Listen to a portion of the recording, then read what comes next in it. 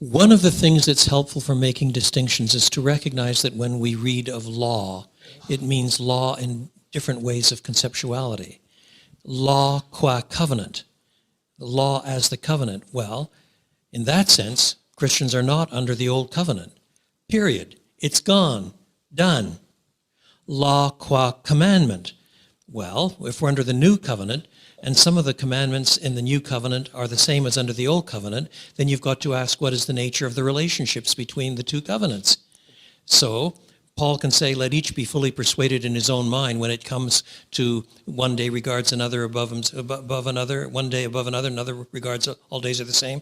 But Paul does not say one man views adultery as okay, the other one views it as pretty bad, let each be fully persuaded in his own mind. In other words, there are transparent connections between the two. And that brings us to another, the law qua prophecy.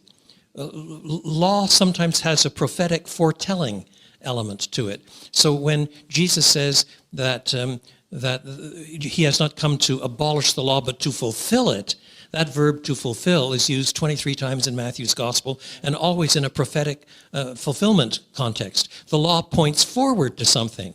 So the prohibition of adultery points forward ultimately to the absolute purity which is shown when there's no lust anymore.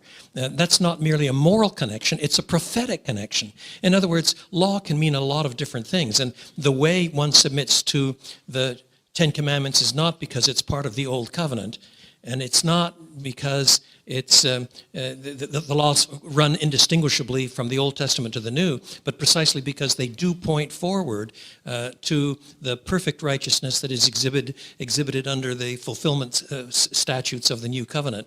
That's why Calvin in the Reformed tradition could speak so fluently of the third use of the law.